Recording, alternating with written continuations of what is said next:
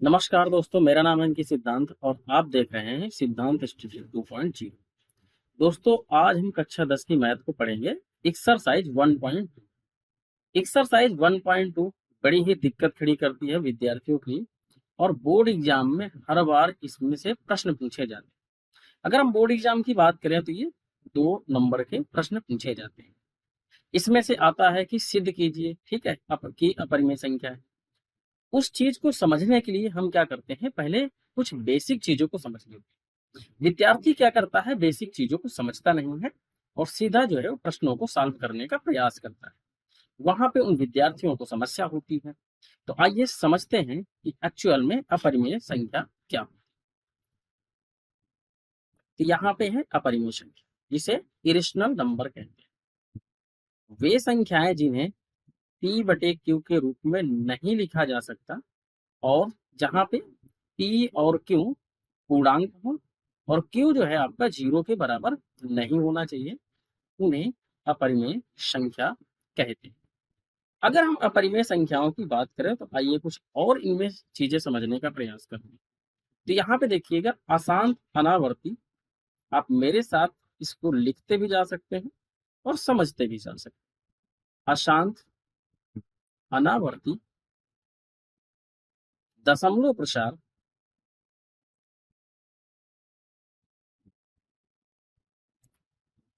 दशमलव प्रसार वाली संख्याएं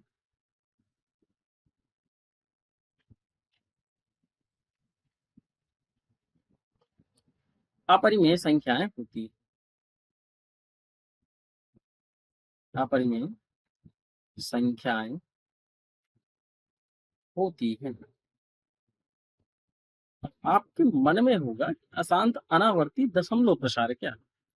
तो विद्यार्थी है, आप कक्षा 9th में पढ़ के आए हैं। अगर हम इनके एग्जाम्पल्स की बात करें तो आपने ध्यान दिया होगा, ठीक है, ये पढ़ के आए हैं कि ऐसे दशमलव प्रसार जो रिपीट नहीं होते, बार बार वही चीजें नहीं आती। अगर जैसे मैं यहाँ पे बात करूं कि 0.00101032 और इस तरीके की जो संख्याएं होती, जो एक्चुअल में रिपीट नहीं होती, ठीक है, वे वाली दशमलव प्रसार जो संख्याएं होती हैं वो अपरिमेय संख्या के अंतर्गत आती। क्लियर है इतनी बात? ठीक है। प्यारे विद्यार्थियों, और भी चीजों को समझने का प्रयास करते हैं। यहाँ पे अगर हम अगले पॉइंट की बात करें तो अभाज्य संख्याओं के वर्गमूल, अभाज्य संख्याओं के वर्गमूल अपरिमेय होते हैं।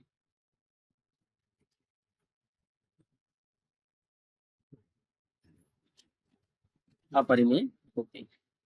अब इनके अगर हम एग्जाम्पल की बात करें, जैसे यहाँ पे मैंने लिखा है कि अभाज्य संख्याओं के वर्गमूल, ठीक है, तो यानी कि रूट के अंदर जितनी भी अभाज्य संख्याएं होती हैं वो सारी की सारी क्या होंगी, अपरिमेय होंगी। जैसे जैसे रूट दो, दो आपकी अभाज्य संख्या है, ठीक है, वर्गमूल में है, ये भी आपकी अपरिमेय होगी। रूट 3 भी होगी, रूट 5 भी होगी, रूट 7 भी होगी, ठीक है, और इस तरीके से रूट 11 होगी। इस तरीके की तमाम संख्याएं जो अभाज्य संख्याएं होंगी वे रूट के अंदर होंगी तो अपरिमेय संख्याओं के अंतर्गत आती है। क्लियर इतनी बात है? अगला हम यहाँ पे एक चीज और भी देखने का प्रयास करते हैं कि जो पाई होता है, पाई का जो वास्तविक मान होता है, अगर हम पाई के वास्तविक मान की बात करें तो आपको पता है कि जो पाई का वास्तविक मान होता है वो 3.141592 इस तरीके से होता है और ये भी आपका क्या होता है, अपरिमेय संख्या।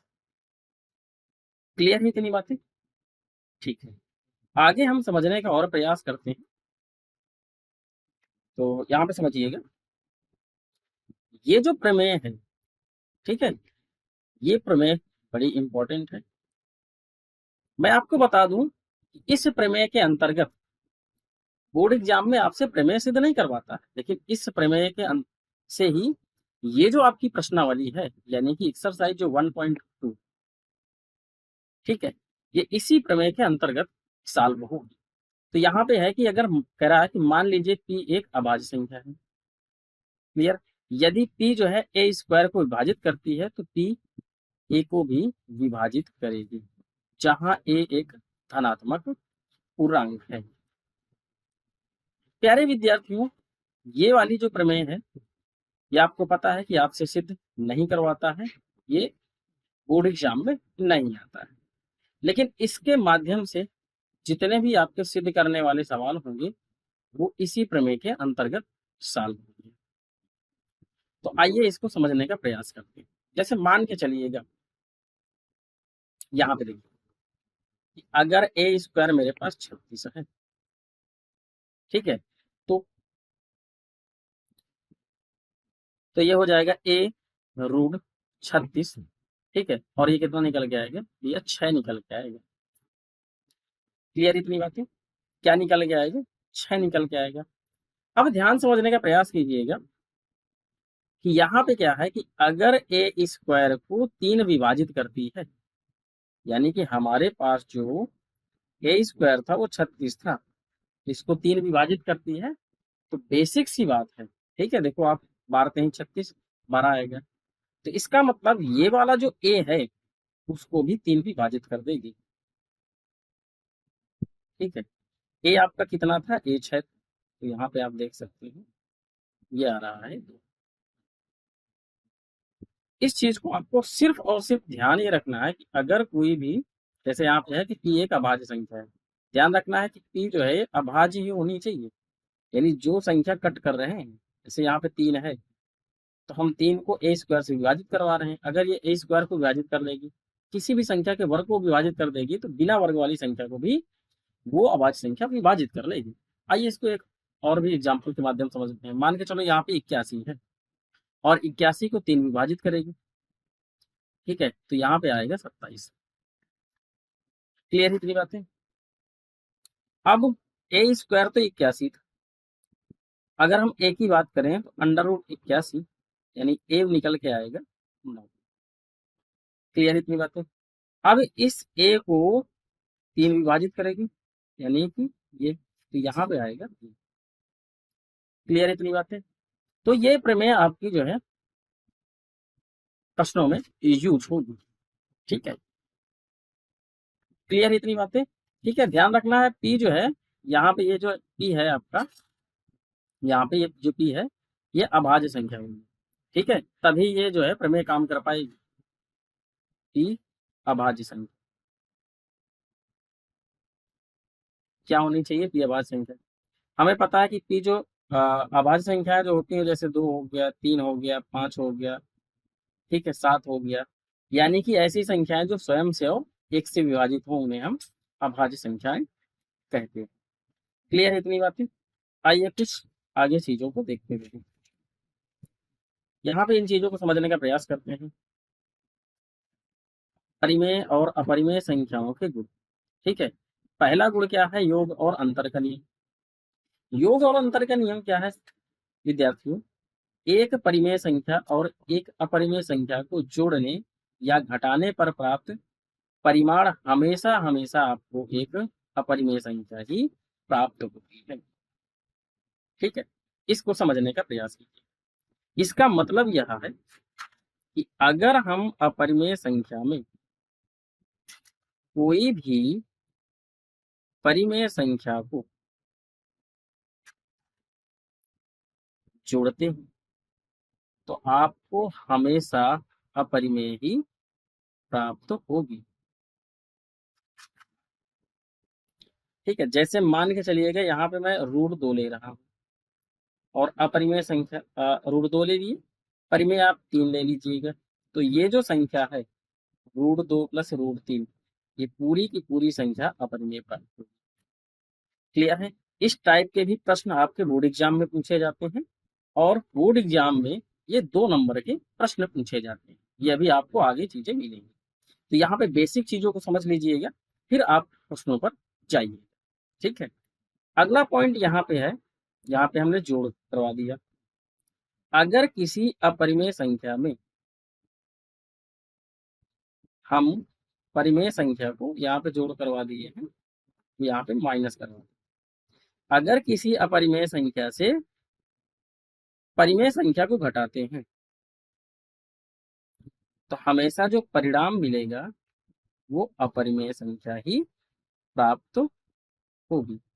जैसे यहाँ पे समझिएगा एग्जाम्पल्स, √3 -2, तो ये जो √3 - 2 है ये आपकी अपरिमेय संख्या है।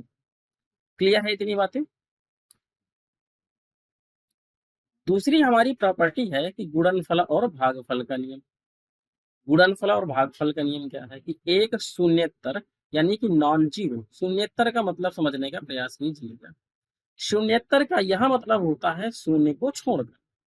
ठीक है, इसको अभी हम लोग एक्सप्लेन करते हैं। तो एक शून्येतर परिमेय संख्या यानी जो शून्य ना हो और एक अपरिमेय संख्या का गुणा या भाग करने पर परिमाण हमेशा अपरिमेय संख्या प्राप्त होगी। ठीक है, ये आप समझने का प्रयास कीजिए।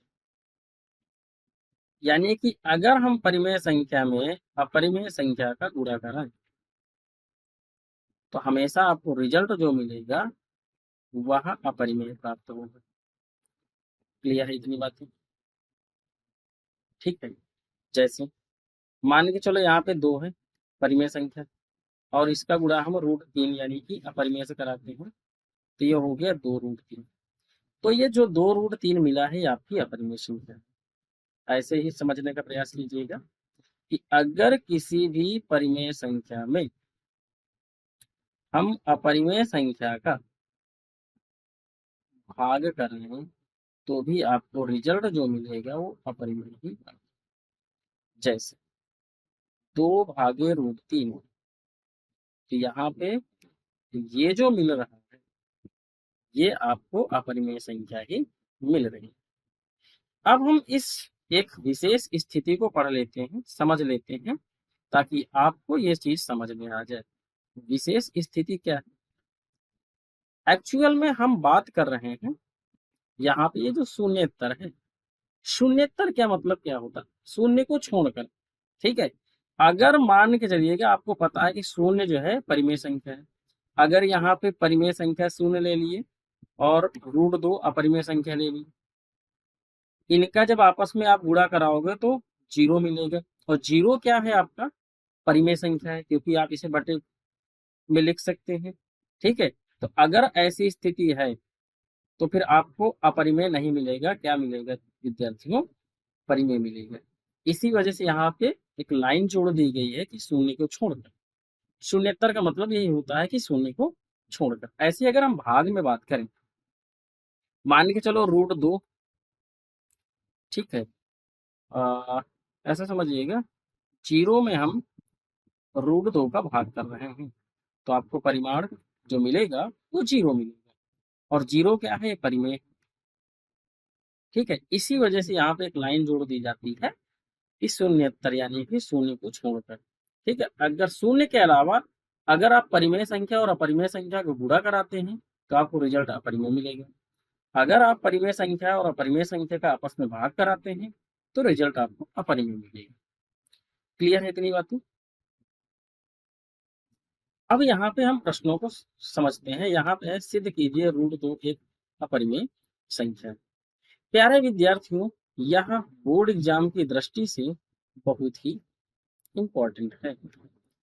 अक्सर इस टाइप का प्रश्न पूछा जाता है और ये आपको 2 मार्क्स दिलाता है। इसमें विद्यार्थियों को बड़ी समस्याएं होती हैं सिद्ध करने वाली। ठीक है, तो आइए हम इस चीज को समझने का प्रयास करें। ठीक है, तो यहाँ पे हम लिखेंगे, होता क्या है कि जब आपसे अपरिमेय कहेगा तो हमें इसका उल्टा मानना है। जैसे यहाँ पे आपको लिखना होगा, माना √2 एक एक परिमेय संख्या है। ठीक है, उल्टा मानेंगे, क्या है? परिमेय संख्या है। ठीक है, हमें पता है कि कोई भी परिमेय संख्या होगी हम उसे बटे के रूप में लिख सकते हैं। तो हमने √2 को a/b के रूप में दिखा दिया। अब यहाँ पे a और b क्या है? सह अभाज्य संख्या, सह अभाज्य पूर्णांक है,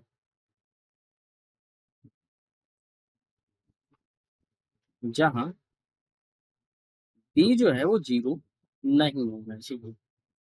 क्लियर है इतनी बातें? अब आप यहाँ पे क्या करेंगे, ये √2 जो है ये आपका a/b था, इसका गुणा इधर करा देते हैं, तो √2b बराबर a। कोई भी संख्या रूट के अंदर परिमेय वाली संख्या नहीं होती है, तो अगर हम इसको परिमेय माने हैं तो हम क्या करेंगे, पहले इसका रूट खत्म करेंगे। तो यहाँ पे हम क्या लिखेंगे, दोनों पक्षों का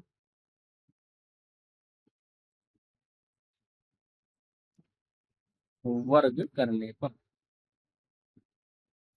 ठीक है, अब हम दोनों पक्षों में वर्ग करा देते हैं, तो यहाँ पे √2b का होल स्क्वायर बराबर a²। ठीक है, अब ये 2×2 हो गए, यानी रूट से 2 बाहर निकल आएगा, तो 2b² बराबर a²। अब ध्यान समझिएगा, b² के साथ 2 लगा है, तो 2 जो है a² को विभाजित करेगा, तो a² को विभाजित करेगा। यहाँ पे लिख दीजिएगा, 2 जो है a² को विभाजित करता है।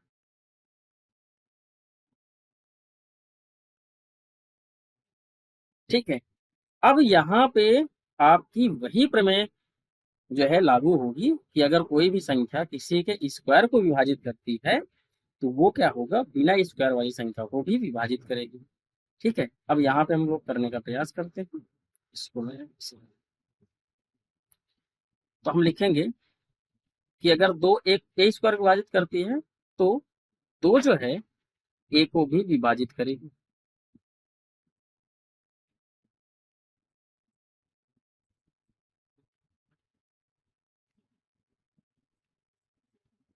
क्या इतनी बात क्लियर? अच्छा, अब 2 a को विभाजित करेगी, a को विभाजित करने का मतलब यह है कि a का भाग, मतलब a में 2 का भाग पूरा पूरा चला जाएगा। तो जब 2 में हम 2 का भाग a में देंगे तो कुछ ना कुछ आपको भागफल मिलेगा, इस भागफल को हम c मान लेते हैं। यहाँ लिख दीजिएगा, जहां c एक पूर्णांक है। क्लियर इतनी बातें? अब a बराबर हो जाएगा, इसका गुणा इस साइड में हो जाएगा 2c। क्लियर है? अब ध्यान समझिएगा, इस वाले को आप समीकरण फर्स्ट मान लीजिए। ठीक है, जो स्क्वायर से बाहर निकल रूट से बाहर निकल के आएगा उस वाले को समीकरण मान लीजिएगा फर्स्ट। अब हम क्या करेंगे कि इस a का मान समीकरण फर्स्ट में उठा के रखेंगे, a का मान समीकरण फर्स्ट में रखने पर। ठीक है, अब तो यहाँ पे है 2b² बराबर a की जगह में क्या आएगा, 2c का होल स्क्वायर। ध्यान रखिएगा, बहुत से विद्यार्थी क्या करते हैं, वो ऐसे लिख देते हैं 2c का स्क्वायर, जो कि गलत तरीका है।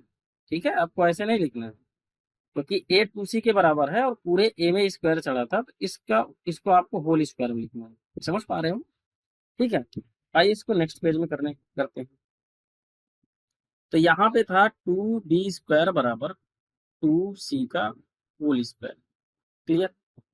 तो यहाँ पे है 2b² और ये हो जाएगा 2×4 c²। अब देखो, इस 2 से 2 बार भाग चला जाएगा, तो यहाँ हो जाएगा b² बराबर 2c²।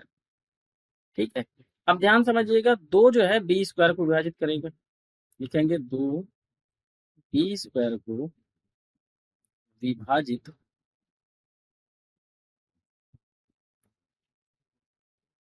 करता है। एक चीज मैं आपको समझा दूं, बहुत से विद्यार्थी क्या करते हैं, उनको समझ में नहीं आता है कि 2b को विभाजित करेगा कि c को विभाजित करेगा। तो यहाँ पे एक बात समझिएगा, जिसके साथ लगा हुआ होगा उसको विभाजित नहीं करेगा। जैसे 2c² के साथ लगा हुआ है, तो 2 जो है c को विभाजित नहीं करेगा, ठीक है, इधर वाले को करेगा। बात समझ पा रहे हो?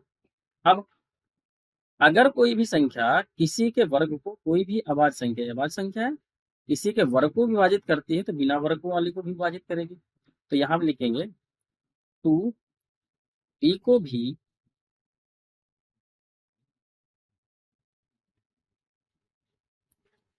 विभाजित करेगी। अब एक बात यहाँ पे ध्यान समझने का प्रयास कीजिएगा जो इसमें है। हमने देखा है यहाँ पे कि 2 जो है ए को भी विभाजित कर रही है।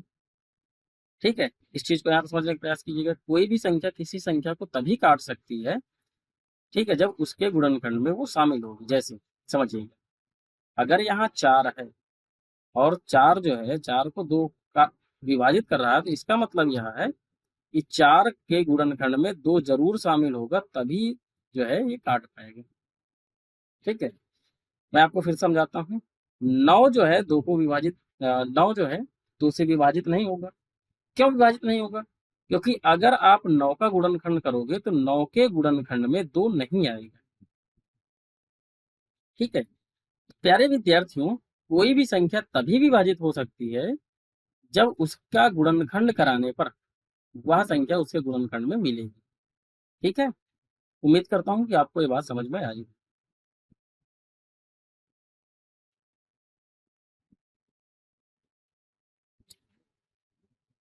ठीक है, यहां आप समझिएगा। अब 2 बी को भी विभाजित करती है। इससे क्या मतलब निकल के आता है? इससे मतलब यह निकल के आता है विद्यार्थियों कि ए के गुणनखंड में भी 2 है और बी के गुणनखंड में भी 2 है। ये मैं आपको समझा रहा हूं। और सहाअभाज्य का यह मतलब होता है कि हमने तो माना था कि ए और बी सहाअभाज्य है। यहाँ तो ए और बी का उभयनिष्ठ जो गुणनखंड है वो 2 आ रहा है। इसका मतलब हमारी जो है, हमने जो माना था कि ये परिमेय है, वो कल्पना गलत निकली। तो हम यहाँ लिखेंगे ए व बी का या ए व बी में उभयनिष्ठ गुणनखंड, उभयनिष्ठ गुणनखंड यानी कि HCF एक के अतिरिक्त आ रहा है। ठीक है, एक के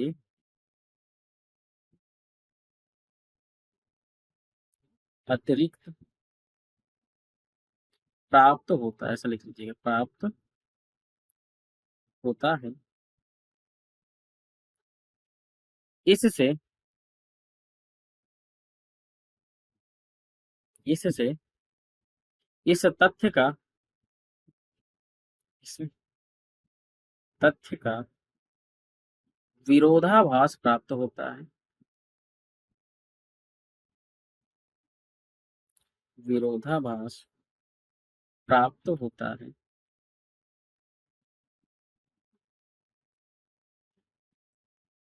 प्राप्त होता है कि ए व बी सहाभाज्य संख्या है। ए व बी ए व बी सहाभाज्य संख्याएं हैं। ठीक है, इतना लिखने के बाद हम क्या करेंगे, यहाँ लिखेंगे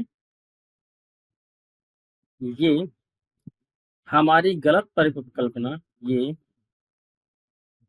हमारी गलत परिकल्पना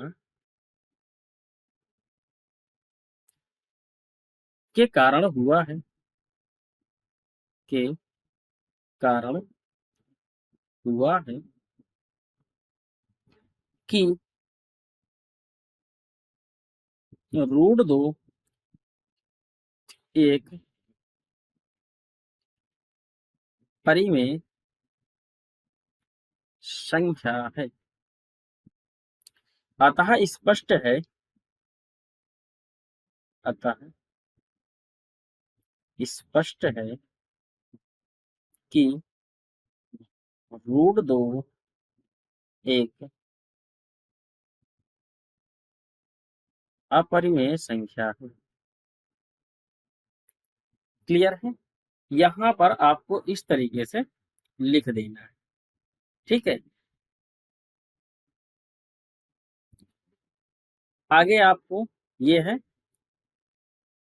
√3 एक अपरिमेय संख्या, इसको सिद्ध करना है। इसको आपको होमवर्क में करना है। जैसे आपको रूट 2 वाला था, सेम प्रोसेस में रूट 3 का सॉल्व होगा। क्लियर है विद्यार्थियों?